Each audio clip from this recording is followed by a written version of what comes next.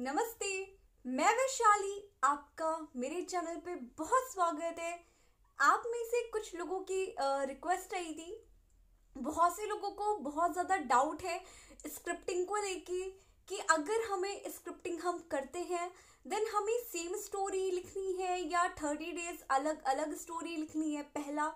Second ये कि अगर हम ट्विन फ्लेम रिलेशनशिप में हैं तो क्या हम अपने ट्विन को स्क्रिप्टिंग के थ्रू अपना यूनियन या परमानेंट यूनियन मैनिफेस्ट कर सकते हैं। सेकंड ये हो गया। तीसरा ये था कि क्या हमें वही स्टोरी लिखनी है जो हमने डे 1 पे लिखी थी और हम इसी सेम स्टोरी को 31 डेज कंटिन्यू करना है। ये कुछ डाउट थे आप लोगों के स्क्रिप्टिंग को लेके। सो ये वीडियो आप लोगों के लिए है जिन लोगों को बहुत ज़्यादा डाउट है। पहले मैं एक आपको बात बोल दूं, जो लोग ट्विन फ्लेम रिलेशनशिप का पार्ट है देन हाँ, बहुत बड़ा यस है कि आप अपना यूनियन, आप अपना परमानेंट यूनियन स्क्रिप्टिंग के थ्रू अपने पर्सन को अट्रैक्ट कर सकते हो। बट यहाँ पे आपको एक बात समझनी पड़ेगी, यहाँ पे अट्रैक्ट वर्ड नहीं आएगा।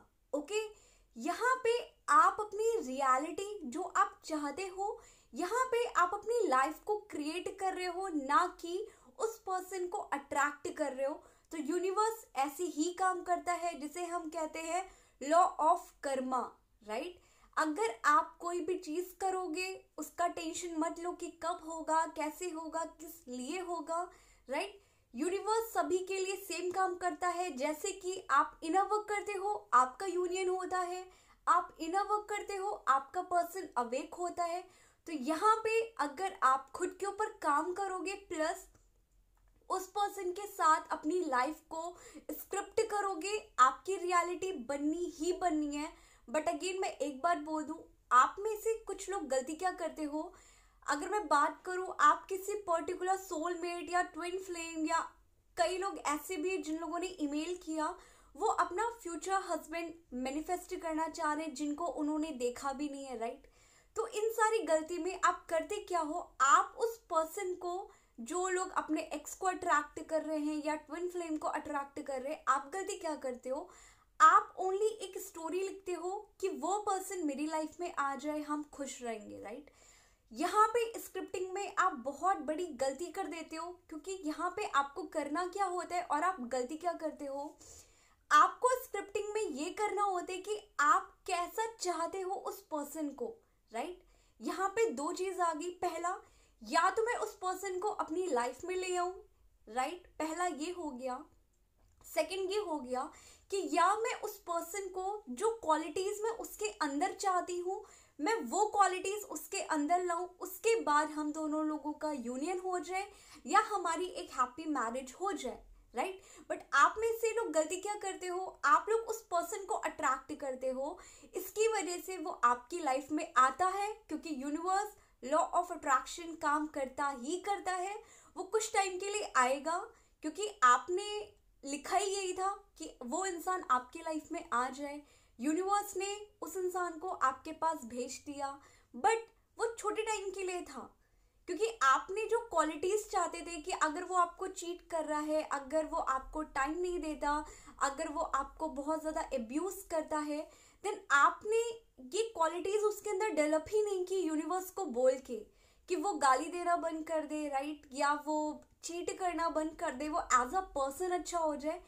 जब आप किसी पर्सन को, या अगर आप फ्यूचर हस्बैंड या फ्यूचर पार्टनर को जब मैनिफेस्ट करते हो, देन आपको उनका लुक्स नहीं मेंशन करना। मैं अगेन ये बात बोल दूं, आप वो क्वालिटीज लिखो कि आप वो क्वालिटीज क्या चाहते हो उस पर्सन में। ओके, अब बहुत से लोग बोलेंगे कि क्वालिटीज अगर मैं चाहता हूं कि उसका लुक ऐसा हो, वो दिखे ऐसी, तो ये क्वालिटी होती है। बट यहाँ पे आप एक फीलिंग कि उस पर्सन के अंदर आपको लेके फीलिंग क्या हो, वो आपको कितना रिस्पेक्ट करे, कितना क्या करे, आप ये मेंशन करना ही भूल जाते हो।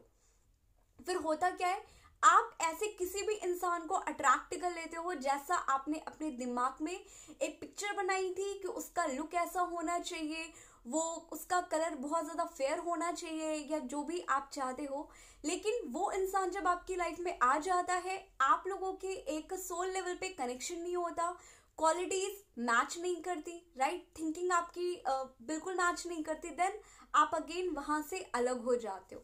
तो प्लीज अगर आप कभी भी किसी पर्सन को स्क्रिप्टिंग के थ्रू मैनिफेस्ट कर रहे हैं, देन प्लीज आप उनके अंदर उनके लुक्स को सेकंड प्रायोरिटी दो।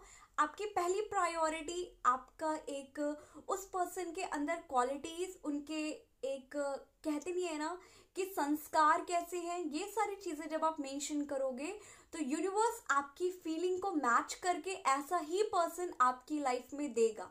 ओके, ये हो गई बात जो लोग स्क्रिप्टिंग करके अपने एक्स को अट्रैक्ट करना चाहते हैं, राइट। सेकंड बहुत बड़ा डाउट है आप लोगों के दिमाग में कि अगर हम ट्विन फ्लेम रिलेशनशिप में हैं, राइट, क्योंकि बहुत से चैनल्स में बताया क्या जाता है कि आप अपने ट्विन फ्लेम को कभी भी लॉ ऑफ अट्रैक्शन के मेथड अप्लाई करके अट्रैक्ट नहीं कर सकते, बट अगर आप अट्रैक्ट भी करोगे वो पर्सन आएगा और आपसे रन करके चला जाएगा। ये कुछ हद तक बात सही है, बट मैं अगर बात करूं कि आप लॉ ऑफ अट्रैक्शन की कोई भी टेक्निक यूज करके आप अट्रैक्ट ही नहीं कर सकते हो अपना यूनियन, देन ये इम्पॉसिबल है, राइट। ये बिल्कुल पॉसिबल है कि आप अपने ट्विन फ्लेम को अपना यूनियन, अपना परमानेंट यूनियन स्क्रिप्टिंग के थ्रू मैनिफेस्ट कर सकते हो। बट यहाँ पे आपको ध्यान क्या देना है, यहाँ पे आपको डेस्परेशन या ऐसी किसी एनर्जी के साथ स्क्रिप्ट नहीं करना कि कैसे भी करके वो पर्सन आपकी लाइफ में आ जाए, राइट। यहाँ पे आपको खुद के सोल लेवल पे काम करना है, जैसे आप खुद एक हील होने लगोगे, राइट, क्योंकि आपको पता है कि जब आप खुद को हील करते हो वो पर्सन अपने आप अवेकन होता है इन ट्विन फ्लेम कनेक्शन, राइट।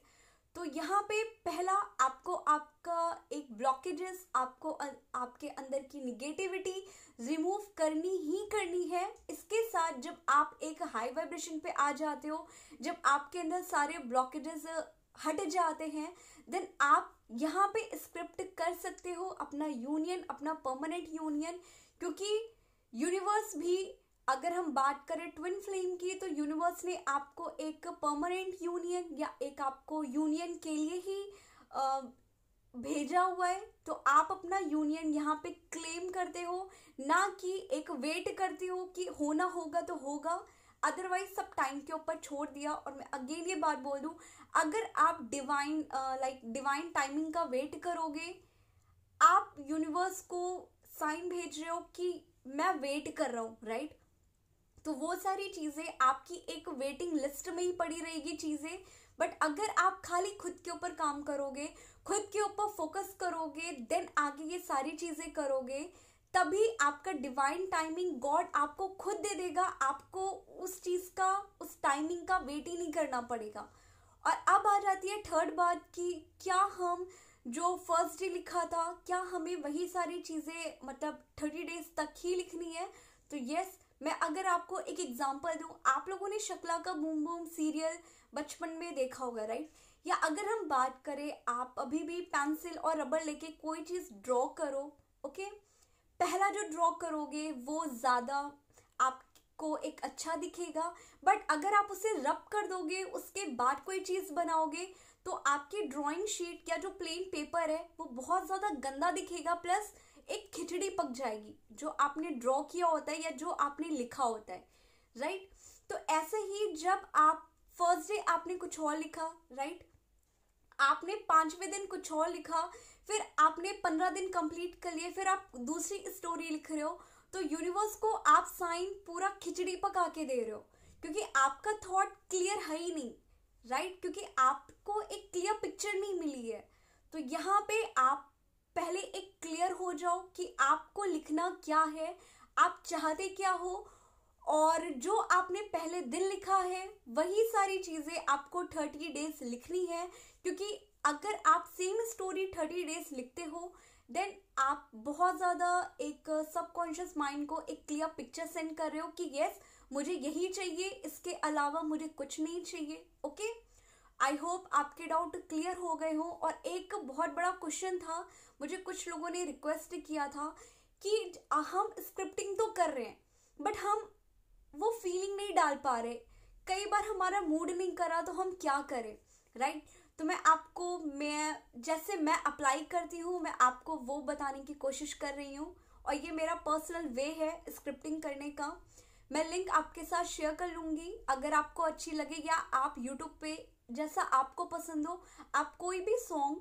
मैं गाने की अगर बात करूँ तो गाना आप जो नॉर्मल सुनते हो वो गाने नहीं, एक सॉफ्ट म्यूजिक जिसमें गाना ना हो, खाली बैकग्राउंड शांत एकदम म्यूजिक हो, उसके साथ आप रात में सोने के टाइम स्क्रिप्ट करके सो।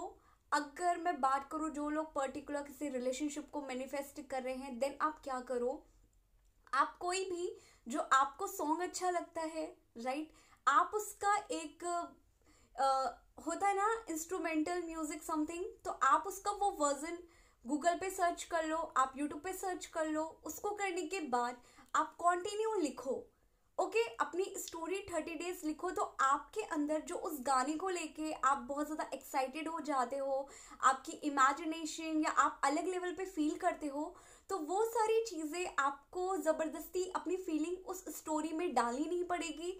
आपको खुद ब खुद ये सारी चीज़ें फील होने लगेगा कि यस मेरे अंदर अब फीलिंग आ रही है। और जब आप कोई भी चीज़ बहुत अच्छे से फील करके करते हो तो यूनिवर्स वो सारी चीज़ें तभी आपको एक आपकी रियलिटी में चेंज करती है। ओके, आई होप आपका डाउट क्लियर हो गया हो। और अगर ये वीडियो आपको अच्छी लगे देन प्लीज़ लाइक कर देना,